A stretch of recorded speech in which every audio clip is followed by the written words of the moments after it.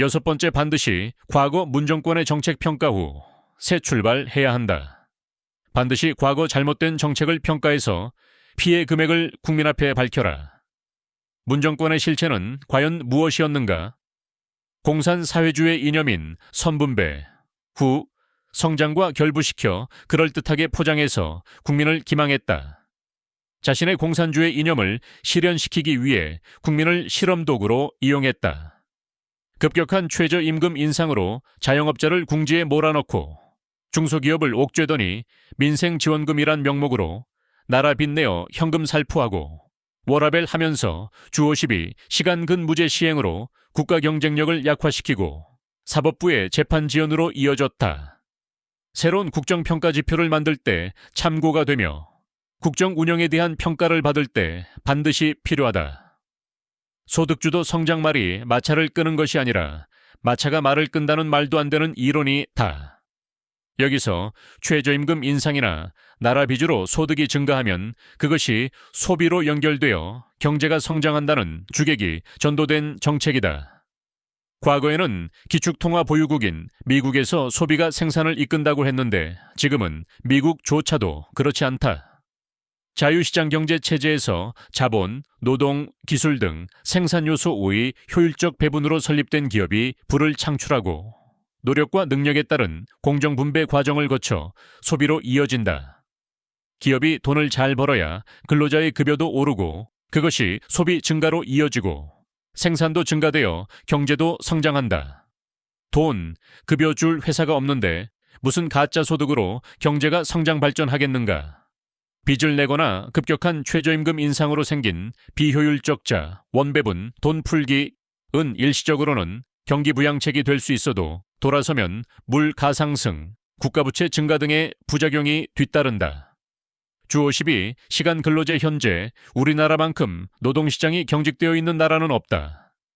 테슬라의 일론 머스크는 주 80시간 이야기를 하고 있고 테슬라의 초창기 연구개발부서에서는 야전 침대 생활을 하면서 프로젝트를 완성시켰다.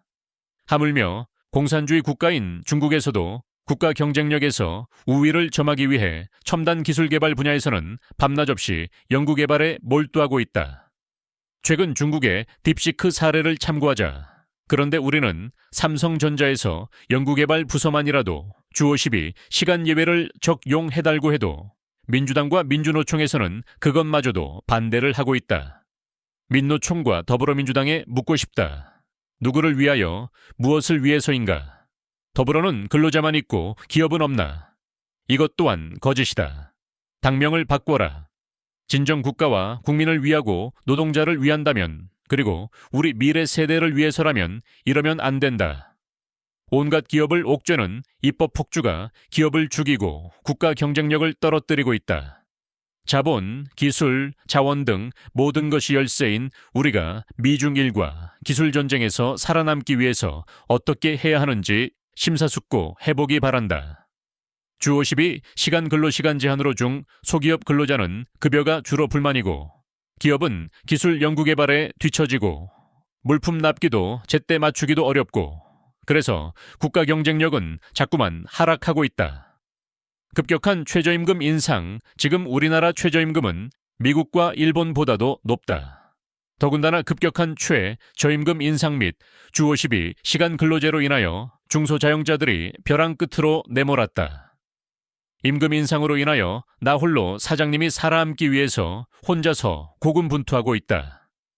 자영업자를 이 지경으로 만들어 놓고 또 뭔가 지원 대책을 마련한다고 야단 법석이다.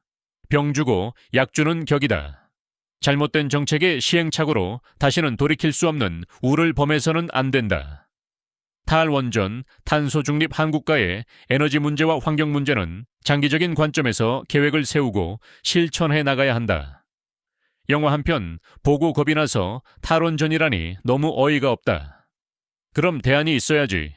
태양광, 풍력으로 아니면 탄소 중립에 역행하는 석탄, 석유, 가스 등으로 하면 된다고. 지금 탈원전의 대명사 독일을 한번 봐라. 기후변화로 태양광, 풍력 등이 발전 불가능이 되자 전기요금이 엄청 오르고 전기를 빌려준 이웃나라도 전기요금이 오르는 사태가 발생했다. 그럼 우리나라가 탈원전을 했을 경우 기후변화로 태양광 및 풍력 발전이 멈추는 사태가 발생되면 우리에게 전기를 빌려줄 나라도 없다. 우린 화석연료도 거의 없고 전기를 빌려올 나라도 없는 고립된 외딴 전력섬 나라로 대처할 방법이 없다. 또한 문통은 탈원전 정책으로 모자라는 전기를 화석연료로 대체 발전 후 발전 당화가 높아졌는데도 불구하고 이를 전기요금에 반영시키지 않아 우량기업 한전은 현재 천문학적인 적자회사가 되었고 이는 결국 향후 국민이 책임져야 한다. 더군다나 필요 없는 나주의 한전공대는 왜 만들어서 적자를 더 키우는가? 반드시 책임을 물어야 한다. 현금살포 민생지원금 문통 시절 민생지원금 명목으로 전국민 상대로 25만 원을 뿌렸다. 대략 13조 원 정도 들었는데 나라 빚이 그만큼 늘었다. 포퓰리즘성 현금살포 민생지원금은 과연 누구를 위한 것인가? 정치꾼들은 입만 떼면 민생, 재난지원금 하면서 국민을 위한 것으로 포장을 하지만 속내는 돈으로 표를 사는 매표 행위, 즉 대국민 사기극을 친 것이다. 현금성 돈 뿌리기는 일견 가게의 보탬이 될 것 같지만 빚내서 뿌린 돈은 되돌아서면 그 피해가 부메랑으로 돌아온다. 문통 왈 소고기 먹으니 까 맛있었지. 예, 거기까지는 맞는 말이다. 그런데 맛있게 먹으려고 우리는 맛집으로 간다. 맛집 사장님만 경산하고 대부분의 자영업자는 혜택을 못 본다. 그런데 나라 빚으로 전 국민에게 뿌린 돈은 물가를 자극하고 한 번 오른 물가는 절대 내리지 않는다. 25만 원치의 소고기가 두고두고 서민의 고통으로 다가온다.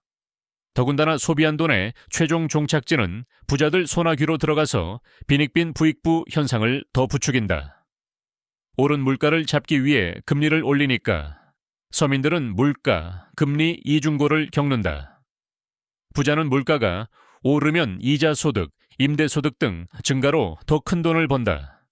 또한 나라 빚은 자꾸 늘어나고 종국에는 국가 신용 등급을 떨어뜨리고 제2의 IMF 구제금융을 받을 수도 있다. 나라 빚은 결국 미래 세대의 부담으로 남는다. 미래 세대에 도움은 주지 못할 망정 무거운 짐을 지워서야 되겠는가? 자원 부국인 남미에서조차 공짜 돈 뿌리기에 폐해가 나타나 국가의 존망이 위태로운 걸 보고도 우리는 잠시의 그 달콤한 유혹에 빠지곤 한다. 더욱 심각한 것은 공짜 돈의 맛을 들이고 나면 일할 의욕을 잃고 국가가 국민을 노예로 만들고 거지로 만든다. 정치꾼들이여, 제발 국민 앞에 거짓, 위선적인 말과 행동으로 국민들을 현혹하지 마라. 왜 부자들에게도 민생지원금을 평등하게 주는지 알 수가 없다. 그들이 먹고 사는데 어렵나? 그들에게는 25만 원은 껌값도 아니다.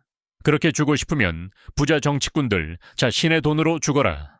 정치꾼들이여, 그대들은 땀 흘려 돈을 벌어 본 적이 있는가? 무슨 생산적인 일을 했다고 피 같은 국민 세금을 세비로 따박따박 받아가면서 미안하지도 않나? 피 같은 국민 세금을 물 쓰듯 마구 쓰면서 마치 자기 돈으로 주는 양국민을 속이고 있다. 제발 이젠 거짓의 가면을 벗고 솔직해지자.